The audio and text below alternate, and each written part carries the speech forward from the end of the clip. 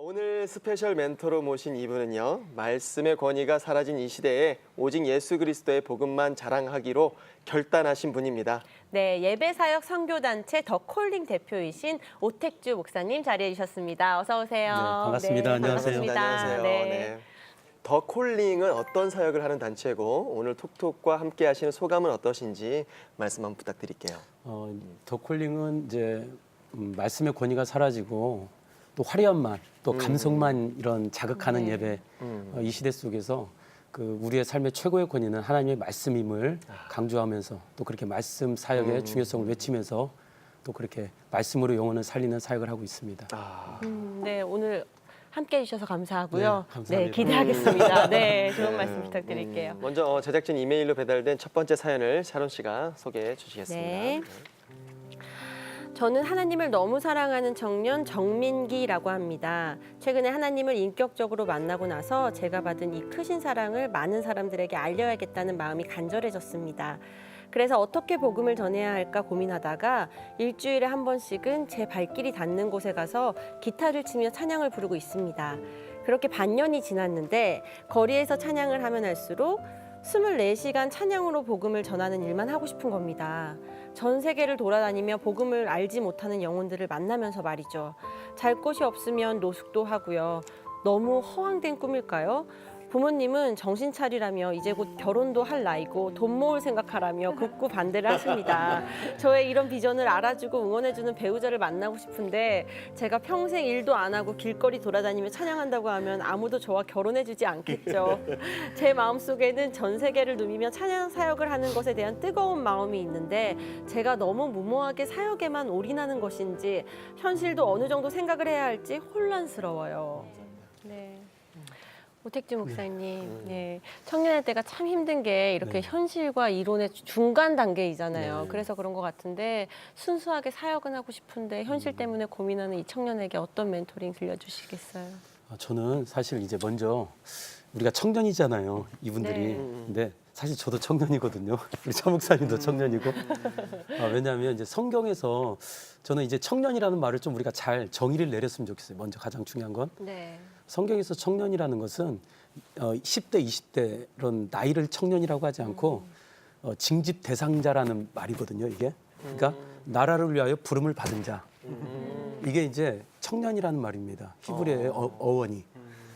그러니까 우리는 사실 20대, 30대 뭐 미혼이라고 해서 청년이 아니라 하나님 나라 가는 그날까지 하나님 나라를 위한 소명이 있다면 우리는 모든 게 다 청년의 삶인 거예요. 아멘. 그래서 백발이 노년이 되었어도 하나님 나라에 대한 소명이 있다면 그분이 청년의 삶을 살고 있는 거거든요.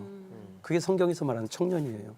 그래서 저는 좀 이것을 범차원적으로 꼭 이분들만 아니라 나이를 드신 분들 중에서도 나이 탓을 하는 분들이 있어요. 내가 좀 청년만 되었으면. 네, 저는 청년의 때만 힘든 게 아니라 사실 우리 인생 자체가 다 힘들거든요. 파스칼이 이런 말을 했어요. 인간은 생각하는 갈대라고. 근데 그게 우유부단하고 이리저리 이렇게 갈팡질팡해서 생각하는 갈대라고 한 게 아니라 생각만 했지 아무것도 할 수 없는 연약한 갈대라는 거예요. 그러니까 우리가 생각만 했지 사실 우리 현실 속에서 우리가 할 수 있는 게 없거든요. 성경에서 보면 예레미야가 만물보다 부패한 게 인간의 마음이라고 했어요. 근데 마음이 부패하니까 당연히 행위도 우리가 지속될 수 없는 거예요.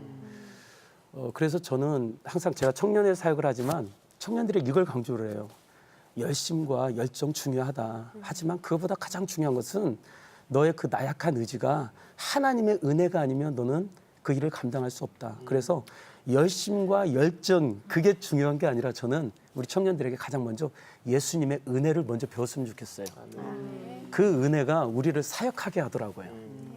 그래서 열정을 달라고 기도하는 게 아니라 먼저 그 은혜가 너를 살아가게 해달라고, 너를 이끌어가게 해달라고 먼저 예수님의 은혜를 먼저 배우는 그런 우리의 삶이 되었으면 또 그게 어떤 우리가 사역을 할 수 있는 또 비결이라고 생각해요. 그래서 배고프고 우리가 사실 청년 때는 미래에 대한 불안감도 있고 또 어떤 현실적으로 보면은 가진 거 없고 불안하지만 은혜가 있으면 그것을 다 자족하게 됩니다. 이기게 돼요.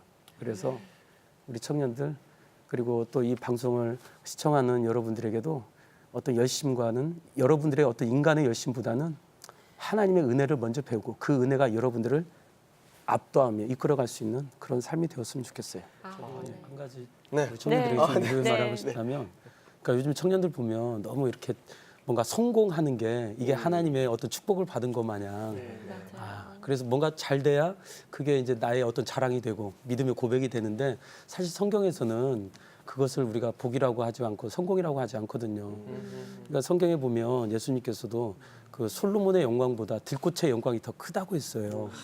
근데 누구나 다 솔로몬의 영광, 어떤 부와 성공과 명예의 영광을 추구하는데 예수님은 들꽃의 영광이 더 크다고 한 거예요. 들꽃이라는 게 뭐냐면 하나님이 세우신 그 뿌리를 내리게 하신 그 들꽃이, 그러니까 꽃이 질 수도 있고 또 지고 나면 또 다시 피고, 그러면서 모든 사람들에게 그 꽃이 또 향기를 드러내고, 그러다가 또 시들어서 죽고, 하나님이 세우시고 부르신 자리에서 하나님의 어떤 섭리 가운데 살아가는 게, 그게 더 하나님의 영광을 드러내는 삶이라는 거죠.